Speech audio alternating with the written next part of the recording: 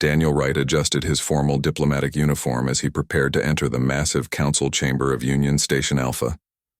The station hung in space like a giant metal flower, its petals stretching outward to house representatives from over 100 different alien species. Daniel had been Earth's ambassador to the Galactic Union for 3 years now, but the wonder of it all still hadn't worn off. "Remember the protocol, sir," his assistant Alan Parker reminded him quietly. "No direct questions about internal Union politics." Daniel nodded. He knew the rules well. The Union had been very clear about how humans were expected to behave as the newest members of their ancient alliance. Always speak through official channels. Always have Union observers present during species-to-species conversations. Always. Submit conversation records for review. "I remember, Alan." Daniel straightened his shoulders. "But something isn't right here. Have you noticed how the Arcturians never speak unless that tall gray Union moderator is in the room?" Alan looked uncomfortable. "Sir, we shouldn't speculate about whether our new galactic neighbors are truly as united as they claim," Daniel finished with a slight smile. "That's exactly what diplomats are supposed to do." The massive doors slid open silently, revealing the council chamber beyond. Unlike human diplomatic spaces, which favored round tables and equal seating, the Union chamber was built like a theater. The 7 founding species sat elevated at the front, while newer members were arranged in descending rings according to their membership duration.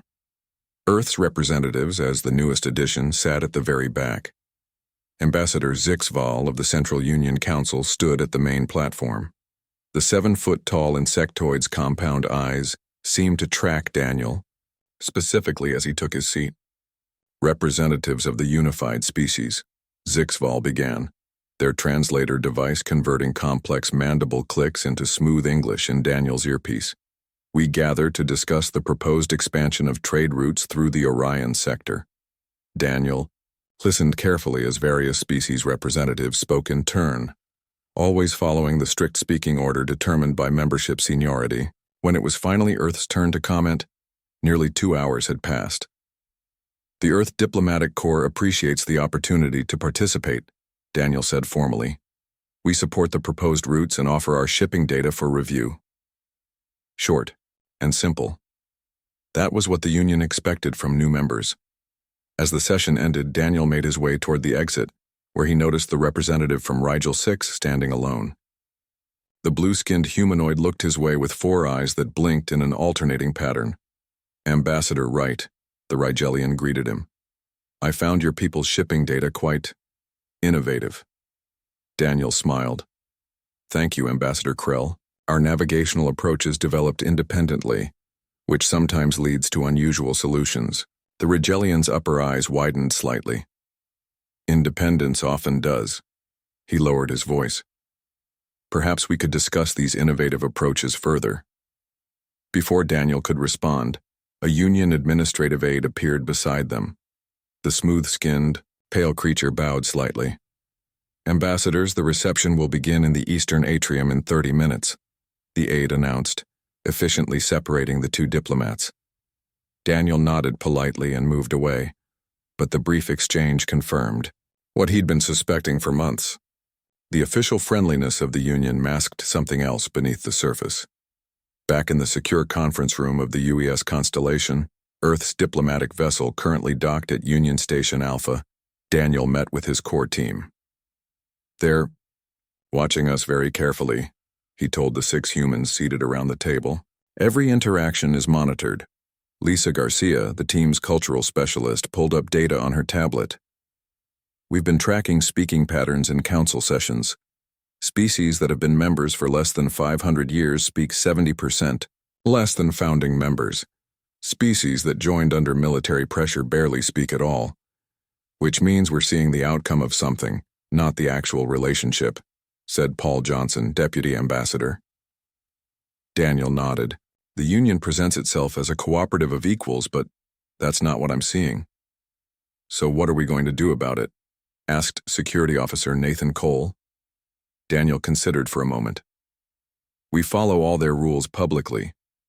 Perfect diplomatic behavior. But we need to find ways to speak privately with other species representatives. Communications specialist Karen Lewis frowned. The Union has made that nearly impossible. They've denied our requests for private diplomatic functions 3 times now. Then we need to be creative, Daniel replied. Lisa, Paul, I want you to start making personal connections with representatives from species who joined in the last 1,000 years. Nothing official, just friendly conversations where possible. The Union won't like that, Nathan warned. They don't have to like it, Daniel said. They just have to not catch us breaking any specific rules. 3 weeks later, the first real breakthrough came. Lisa Garcia managed to share a transport pod with the Arcturian representative while returning from a cultural exchange event. The brief 5-minute conversation, conducted without Union observers, revealed something startling.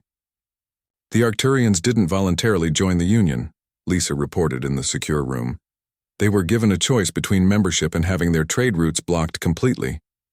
Daniel processed this information carefully. Economic coercion. And the Arcturian wasn't afraid to tell me once we were alone, Lisa added. It's like they've been waiting for someone to ask them directly. Over the next month, similar patterns emerged. Junior diplomats Paul Johnson and Karen Lewis secured brief, private conversations with representatives from 8 different species. Each conversation revealed similar stories: subtle pressure, limited options, and strict control of interspecies communication after joining. The Union isn't what it appears to be, Daniel concluded during their secure weekly meeting. They've built something that looks like cooperation, but functions more like control. What's our next move? Paul asked. Daniel looked around at his team.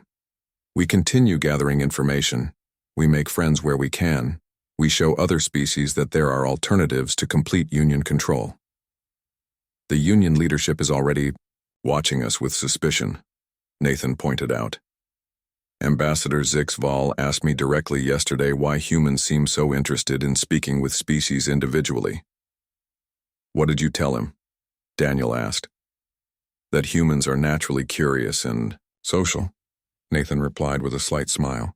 Which is true. Daniel nodded. We'll use that.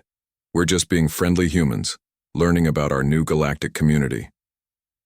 As the meeting ended, Daniel stayed behind, looking out the viewport at the massive Union station. Somewhere in that enormous structure, the Union leadership was surely discussing the unusual behavior of Earth's diplomatic corps. Let them worry, Daniel said quietly to himself. Because we're just getting started. The secure meeting room on the UES Constellation was unusually crowded. Daniel had called together not just his core diplomatic team but also the intelligence analysts who had been working behind the scenes. The air felt thick with anticipation. As senior diplomatic analyst Olivia Martinez stood before the large holographic display. After 3 months of careful conversations and data collection, we've identified a pattern, Olivia said, her voice steady but her eyes bright with discovery. The Union isn't just a diplomatic alliance. It's a carefully managed system of control.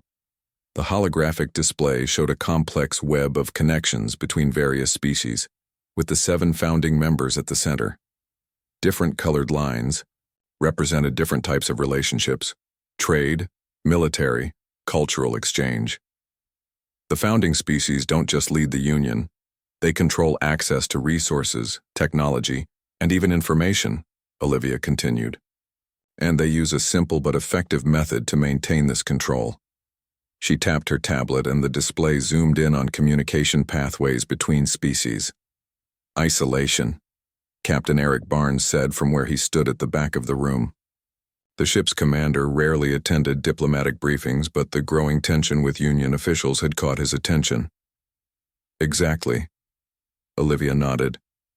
Species are discouraged or outright prevented from forming direct relationships with each other.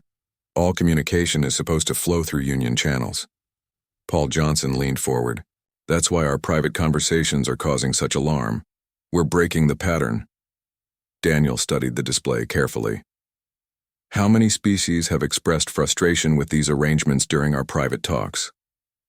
17 so far, Lisa Garcia answered, consulting her notes. Most joined within the last 2,000 years. The older members seem more resigned to the system. Karen Lewis brought up another data set on her tablet.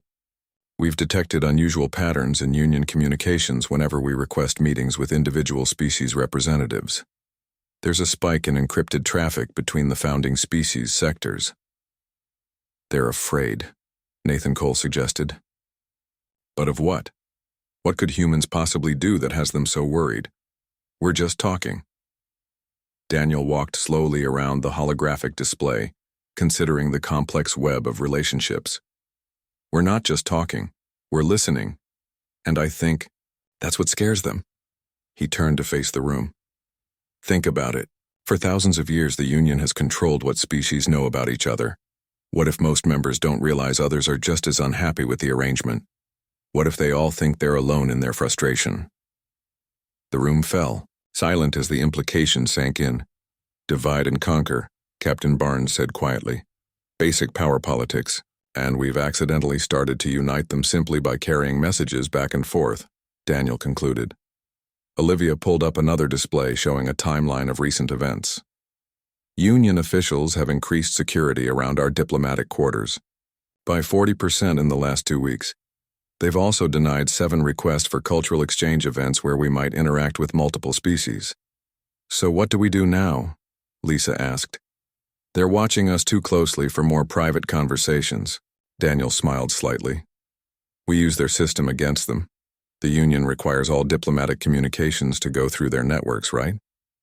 Karen nodded. Yes, and they monitor everything.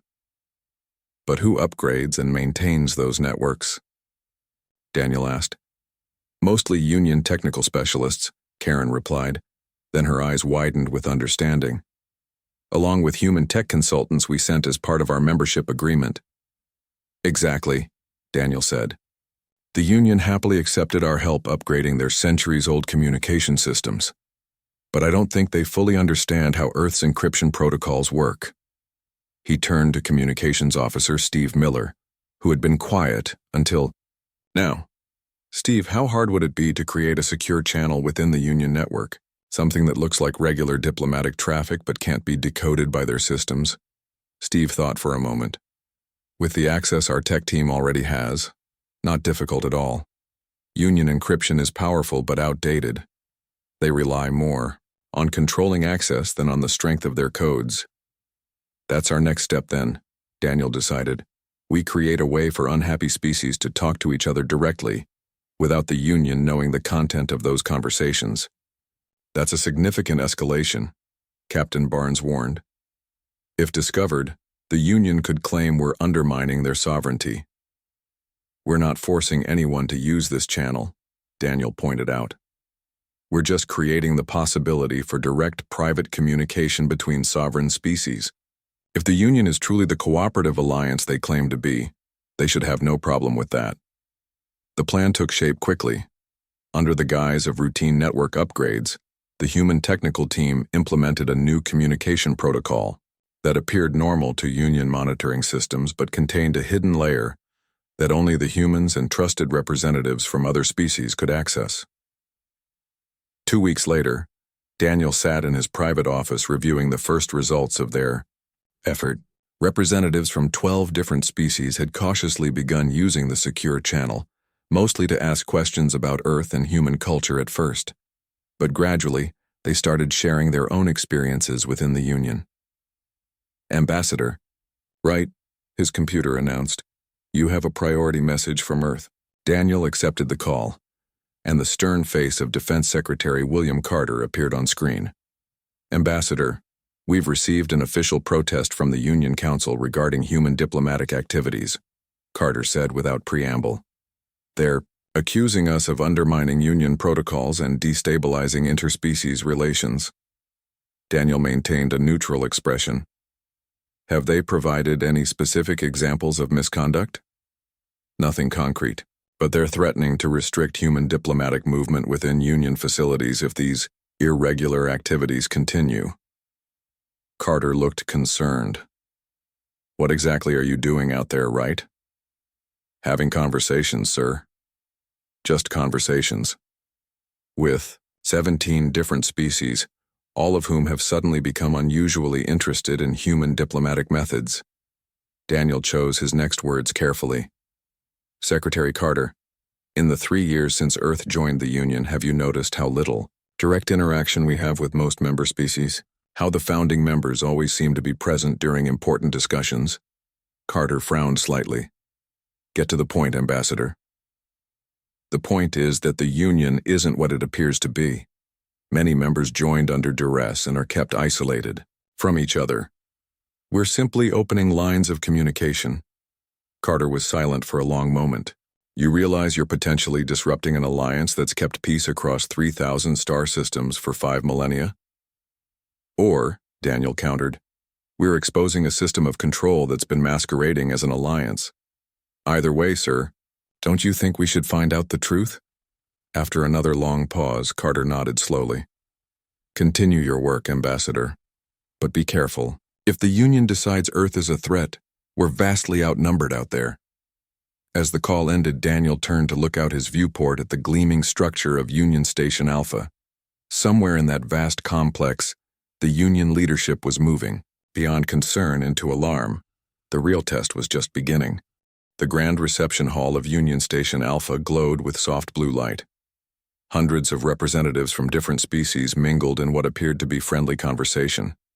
Daniel Wright observed the room carefully from near one of the tall crystal pillars. These formal gatherings happened once every 60 days, and they were one of the few times when representatives from all species could interact in a somewhat relaxed setting. Of course, Union observers were stationed throughout the room, their pale forms easy to spot as they monitored conversations. Tonight, however, the human diplomatic team had a plan. Deputy Ambassador Rebecca Taylor moved with practiced ease through the crowd. She wore a flowing blue dress that matched the room's lighting, making her somewhat less noticeable as she approached. The Proximan representative. Ambassador Neth Var, Rebecca greeted the amphibious diplomat with a small bow. The art from your home world is truly remarkable. I was admiring the water sculpture in the Eastern Corridor earlier today. The tall, blue-skinned Proximan's gill slits fluttered slightly, a sign of pleased surprise that Rebecca had learned to recognize during her cultural studies. You have an eye for detail, human Taylor, Nethvar replied. That piece represents the joining of our 5 oceans, a sacred symbol of unity for my people, Rebecca smiled warmly. I would love to learn more about your cultural symbols. Perhaps we could arrange a cultural exchange session? The Proximan's large, dark eyes darted briefly toward a nearby Union observer. Such discussions should occur through official channels with proper documentation. Of course, Rebecca nodded, maintaining her friendly expression. I simply thought your unique perspectives deserved more focused attention than the standard Union cultural briefings provide. What happened next would later be described in Union records as the diplomatic incident. High Counselor Grell Thak, of the Draconis species, one of the 7 founding members of the Union, appeared suddenly beside them. The reptilian diplomat's scales were darkened to a deep red, a clear sign of anger that needed no cultural training to interpret. This conversation is terminated, Grell Thak announced, his voice loud enough to draw attention from nearby groups. 7 security drones hovered into position around them, their scanning beams creating a circle of light on the floor. Rebecca straightened her posture, her diplomatic training kicking in. High Counselor, I was simply discussing cultural exchange with Ambassador Nethvar. Is there a problem? The problem, human Taylor, is that your species has engaged in 27 unauthorized diplomatic approaches in the past standard month, Grell Thak stated, each word precise and cold. You are in violation of Union Diplomatic Code 5293B, solicitation of unmoderated exchange. The reception hall had grown quiet. Representatives from dozens of species were now watching the confrontation. I was not aware that friendly conversation about publicly displayed art constituted a diplomatic violation, Rebecca replied calmly. The High Counselor's tail moved in a sharp, agitated pattern. Your species' pattern of behavior has been noted and documented. The Union Council has unanimously voted to restrict human diplomatic movement, effective immediately. Daniel moved forward now, joining the tense circle. High Counselor, surely such a serious measure requires formal notification and discussion. The formal notification is being delivered to your government as we speak, Ambassador Wright, Grelthak responded. All human diplomatic personnel are confined to their embassy grounds until further notice. Union security will escort you there. Now. The security drones moved closer, their lights shifting from white to a warning yellow. We will comply with Union directives, Daniel said, his voice steady even as his mind raced. Rebecca, please gather our team. As the human diplomats were escorted from the reception, Daniel noticed something unexpected. Many of the alien representatives were watching with expressions that, despite their biological differences from humans, clearly conveyed concern. Some even looked angry, not at the humans, but at the Union leadership. The incident had done something no amount of private conversations could have accomplished. It had publicly demonstrated the Union's heavy-handed control. Back at the human embassy, a modest section of Union Station Alpha that had been allocated to Earth 3 years earlier, Daniel gathered his team in the secure conference room. They've confined all human diplomatic personnel to our embassy grounds, he explained via encrypted quantum link to Earth's Security Council. The faces of Earth's leadership looked back at him from the large screen on the wall. Defense Secretary William Carter looked grim. This is a serious escalation. What exactly triggered this response? Officially, we're being sanctioned for diplomatic irregularities and unauthorized conversations, Daniel replied. And unofficially? Asked Secretary Carter. Unofficially, we've struck a nerve. The founding species are panicking. The Security Council members exchanged looks. Do you believe this justifies withdrawing our membership in the Union? Asked the Council President. Daniel shook his head. No. In fact, what's happened may actually advance our goals. The Union overreacted and everyone saw it. They've revealed more about the true nature of their alliance than all our private conversations could have. After the call ended, Daniel found Rebecca staring out the viewport at the sprawling Union station beyond. I'm sorry about what happened, she said quietly. I didn't expect such an extreme reaction. No one did, Daniel assured her.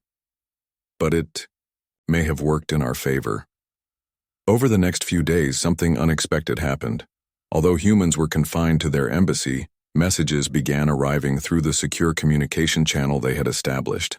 Representatives from 15 different species reached out, expressing concern over the treatment of the human diplomats and asking questions about Earth's perspective on the Union.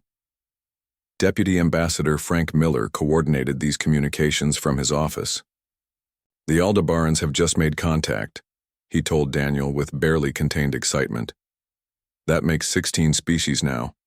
Communications Officer Nicole Summers looked up from her console. Their message says, after 8 centuries of manipulation, we welcome human directness. They're asking about forming a cooperative group outside Union oversight. What they're talking about would amount to a diplomatic revolt, Daniel said, considering the implications carefully. Nothing like this has happened in Union history. That's exactly why it might work, Frank replied. The Union doesn't know how to respond to open resistance from multiple species at once.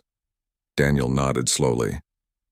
Tell the Aldebarans we're interested in hearing more about their proposal, and send word to all the species we've been in contact with.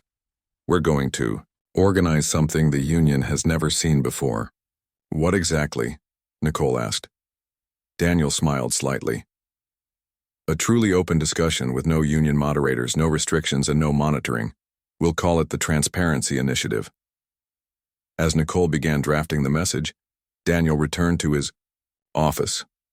On his screen was a new report. Union security forces had doubled around the human embassy, and 3 Union warships had moved into orbit around Station Alpha. The Union leadership was frightened, not of human weapons or technology, but of simple human openness, and their fear was only making more species curious about what the humans had to say. 2 weeks had passed since the humans were confined to their embassy. Union officials expected the isolation to weaken Earth's diplomatic influence. Instead, the opposite had happened. Unable to meet face-to-face with other species, human diplomats had switched entirely to using the secure communication network they had created, and traffic had increased by over 300%. In his secured office, Deputy Ambassador Frank Miller reviewed the latest messages. The small room had become the center of what many were now calling a diplomatic revolution. "The Centaurians have joined," Frank announced to Daniel, who sat across from him. "Their ambassador says they've been waiting for an opportunity like this for over 6 centuries. Daniel nodded, making a note on his tablet. "How many species is that now?" 23, Frank replied with a hint of pride. "Nearly a quarter of the Union's membership, and most of them want to move forward with the Joint Declaration." The Joint Declaration was the formal name for what had begun as the Transparency Initiative.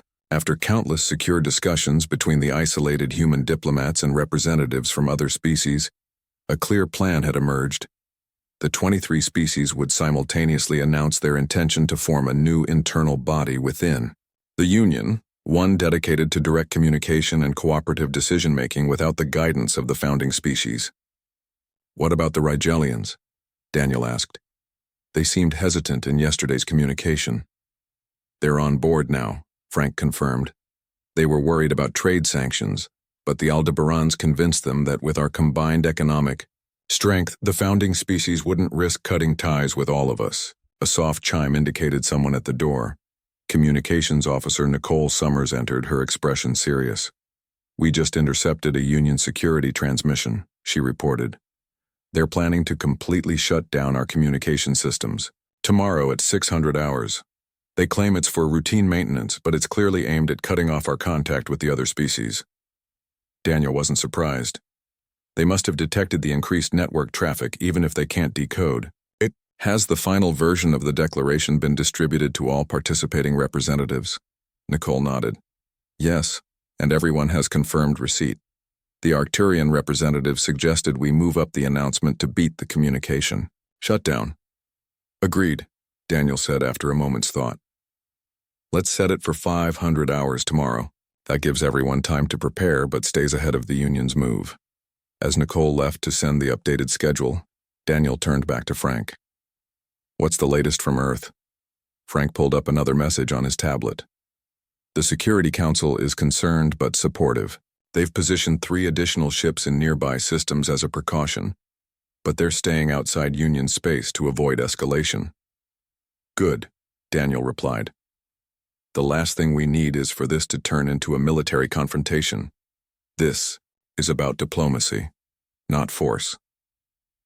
That evening, the human embassy was busier than it had been since the confinement began. Every diplomat and analyst worked to prepare for the morning's announcement. The declaration had gone through 17 revisions to ensure it addressed the concerns of all 23 species while remaining firm in its central demand: open and direct communication between all Union members without mandatory oversight from the founding species. "Do you think they'll negotiate?" Rebecca Taylor asked as she and Daniel reviewed the final text one last time. Daniel considered the question carefully. "The founding species have maintained control for 5,000 years. They won't give it up easily.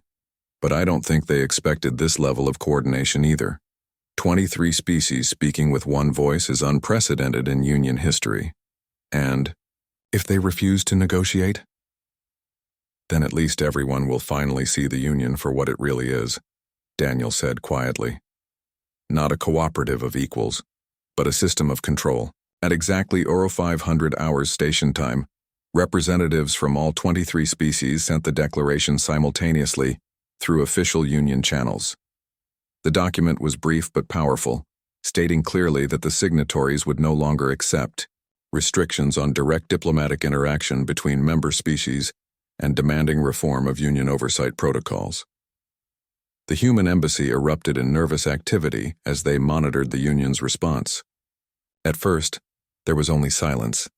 Then, at 0527 hours, all communication systems in the human sector suddenly went dark. "They cut us off early," Nicole reported as the backup systems came online. "But it's too late. The declaration is already in the Union's official record system. Everyone has seen it." Daniel nodded calmly. "Now we wait." The wait wasn't long.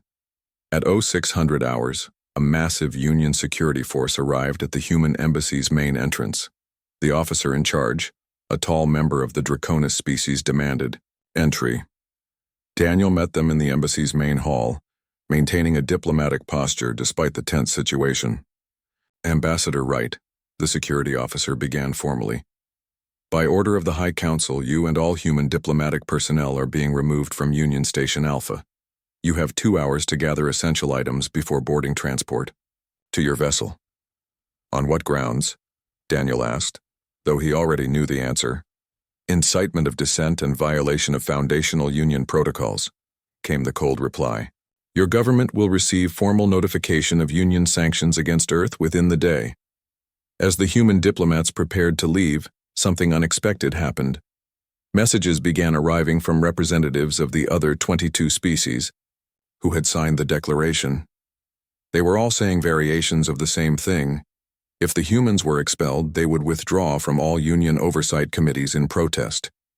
The Union leadership suddenly faced a crisis unlike any in its long history.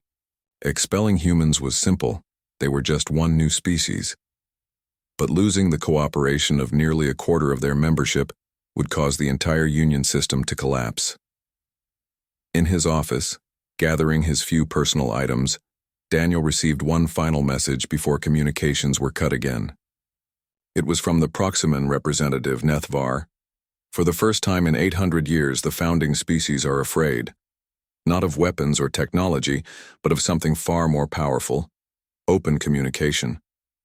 Whatever happens next, you have changed the Union forever. As the human diplomats were escorted to their ship, Daniel noticed something remarkable. Throughout the station, representatives from different species were speaking directly to each other in public, ignoring the Union observers who tried unsuccessfully to intervene. The simple act of humans talking to others had sparked something that couldn't be contained. Captain Eric Barnes greeted Daniel as he boarded the UES Constellation. Welcome back, Ambassador. Earth is asking for a full briefing as soon as we're underway. Daniel looked back at Union Station Alpha through the viewport. Tell them we've accomplished our mission, Captain. The Union will never be the same. 3 months had passed since the humans were escorted from Union Station Alpha. The UES Constellation had remained in neutral space near the border of Union territory, serving as a temporary diplomatic outpost. Daniel Wright stood at the main viewport, watching as a Union diplomatic vessel approached. Today would determine whether human efforts had created lasting change or simply earned Earth a permanent enemy. Ambassador, the Union representatives are ready to board, Captain Eric Barnes informed him. Security scans show 5 delegates, as agreed. Daniel nodded. Thank you, Captain. We'll receive them in the main conference room. The Union delegation was led by High Counselor Grelthak himself, the same Draconis representative who had ordered the humans expelled. With him were representatives from 4 other founding species. Their expressions were unreadable to human eyes, but their rigid postures suggested discomfort or perhaps reluctance. Ambassador Wright, Grelthak began formally once they were seated. The Union Council has authorized me to discuss the terms of Earth's continued relationship with the Galactic Union. Daniel maintained a neutral expression. We appreciate the opportunity for dialogue, High Counselor. Earth remains committed to peaceful interspecies cooperation. Grelthak's scales shifted color slightly. The events of recent months have created significant disruption within the Union. 22 member species have partially withdrawn from Union oversight structures. Trade efficiency has decreased by 12%. Decision-making processes have stalled. I understand these transitions can be challenging, Daniel replied carefully. The High Counselor's tail moved in a sharp, agitated pattern. Let us speak plainly, Ambassador Wright. Your species has, in a mere 3 years of membership, disrupted systems that have maintained peace and order for 5 millennia. With respect, High Counselor, we simply opened channels of communication. The response from other species suggests those systems were not serving all members equally. For several moments, Grelthak was silent. When he spoke again, his tone had changed. The Union Council has spent 62 days in emergency session, reviewing the demands put forward in the joint declaration. After much debate, we have prepared a response. He placed a data device on the table between them. Daniel activated it, and a holographic document appeared in the air above the table. As he read through the points, he worked to keep his surprise from showing on his face. The document outlined a complete restructuring of Union governance. Direct communication between all member species would be permitted without oversight.